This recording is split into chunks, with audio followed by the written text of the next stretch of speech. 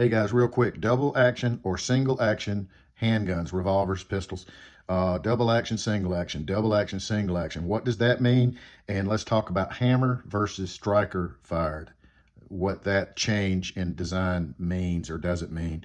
Okay, so let's start off with single action. And what we're talking about is how many things or how much work does the trigger do when you press it? What does the trigger do when you press it? Does it do one thing or two things?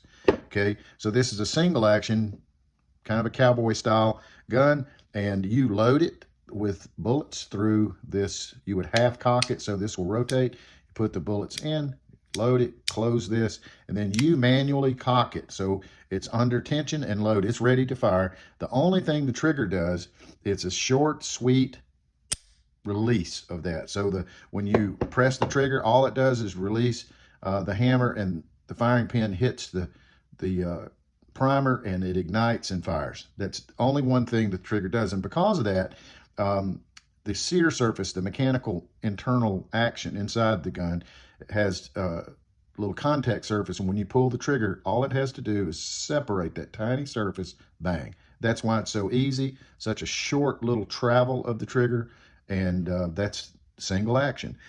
Double action takes that one step further, and the trigger is, the pull of it is longer and harder, more pounds and more travel, because it's doing two things. Double action, two things. It's cocking and releasing the hammer. So this is a double action revolver.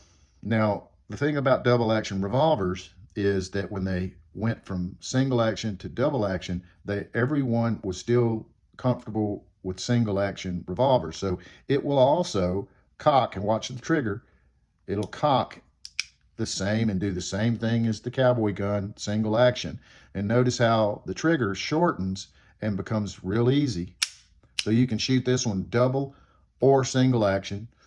Single action for a more precise shot, but for self-defense, this hammer gets in the way. It gets hung up on your clothing, and it's considered not to be useful or even smart to use that for self-defense, because with these guns, you're close up. You don't need that single action. Now, this is the same exact gun, but in order to address that problem, they've covered the hammer up. There is an actual hammer in there, just like the other one, but you can't get your thumb on it.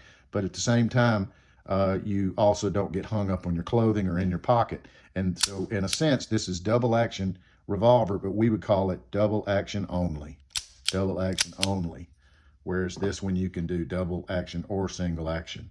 All right, now let's talk about pistols, semi-automatic pistols, which means that it's not that they're automatic weapons, but they auto load the next round. So once you have it loaded, it goes bang, the slide goes back, picks up another round, recocks the gun, picks up another round, recocks the gun every time you press the trigger. It does a little bit of automatic work for you, but it's not an automatic weapon. It's an auto loading weapon. Okay, but let's talk about these. We'll start with early technology here, 1938 German P38.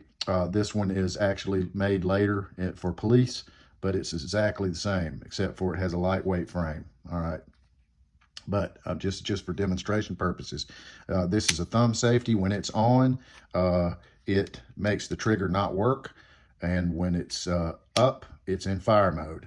But it also serves as a decocker, and I'll show you that. So when you shoot this one, you have to load the first round from the magazine into the chamber, and then you will see the hammer was cocked. So we'll decock that hammer.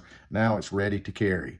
But that first shot, if the safety is off, is double action. See that longer press, it cocks and releases the hammer. But after that, the slide cycles, it puts another round in the chamber and cocks this into single action mode.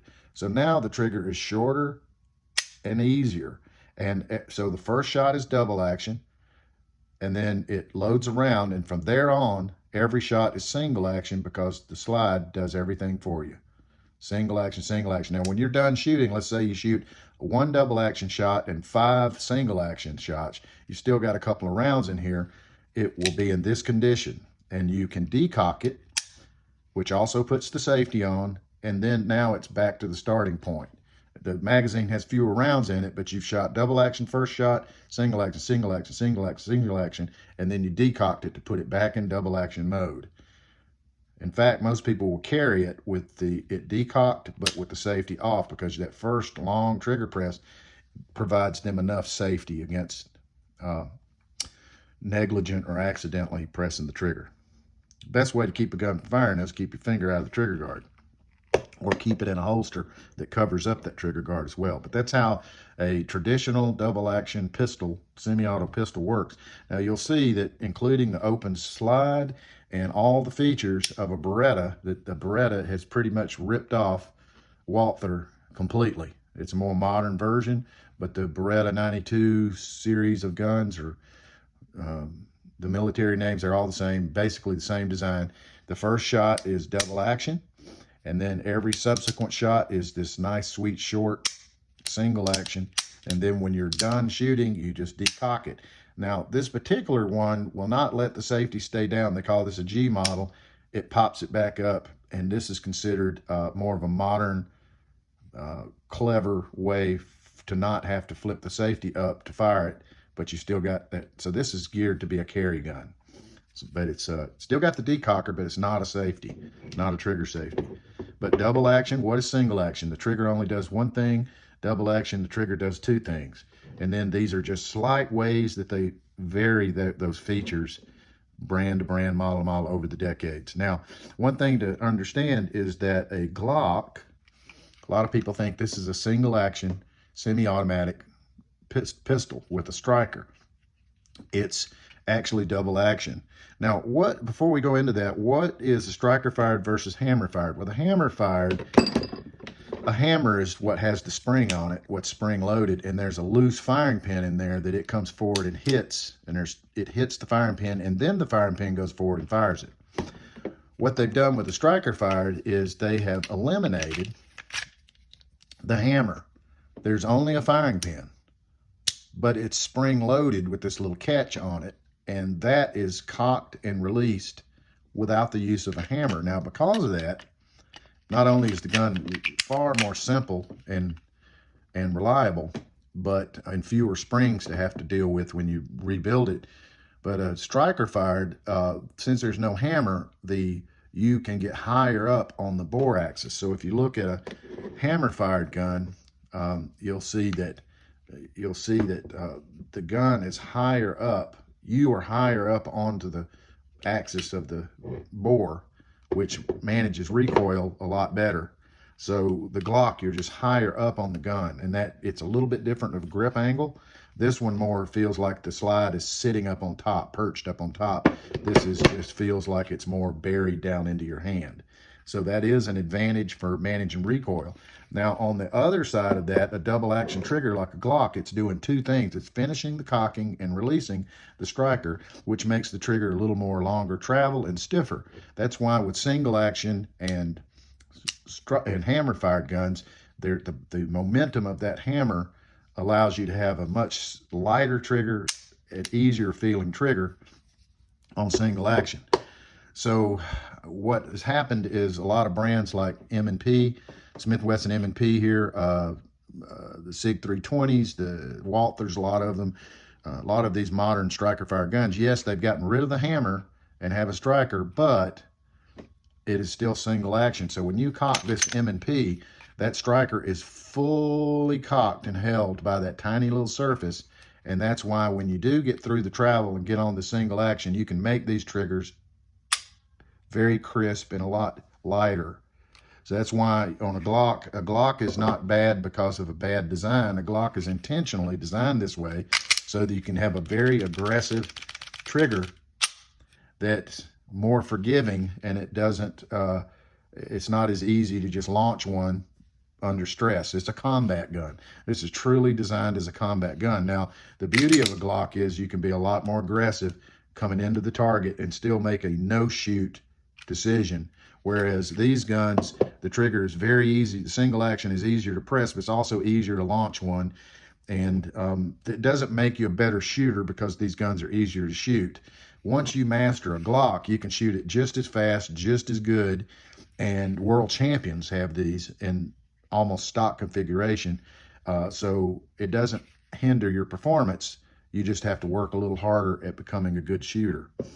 All right, so single action, double action, striker versus hammer. So I forgot one of the most important firearms of all time, so let me add this on here. This is a Colt 45 Auto, or a 1911, invented by John Browning. Still relevant today, 100 and something years later. People are still carrying these, competing with these. The 2011 is a double stack version of a 1911. But the way this works is you insert a loaded magazine, and you do have to run the slide to load the first round. And then it has a round in the chamber, rounds in the magazine. It's fully cocked in single action only mode. It's just single action. But you wouldn't want to carry it like this. You want to put the safety on. You can see that also locks up the slide so it can't move. So this is called locked and cocked single action mode. One of the greatest handguns ever designed, okay? And when it has a grip safety on it, so even though this is fully cocked, just like the cowboy gun, it's got one in the chamber, and it's fully cocked in single action mode. It only works in single action. The safety keeps it from firing. You can't fire it, and also you have to have your hand on the back of the grip along with the safety disabled before it will actually fire. Okay, does that make sense? Now, you'll see a lot of times in the movies where people will draw one of these out of the back of their waistband like a moron, and then you'll see them cock it like this before they go into the gunfight. That's not how this gun operates. You rack the first round, lock and cock it, and then it's holstered in this condition. And every time it fires, the slide comes back and loads another round out of the magazine into the chamber, recocks it.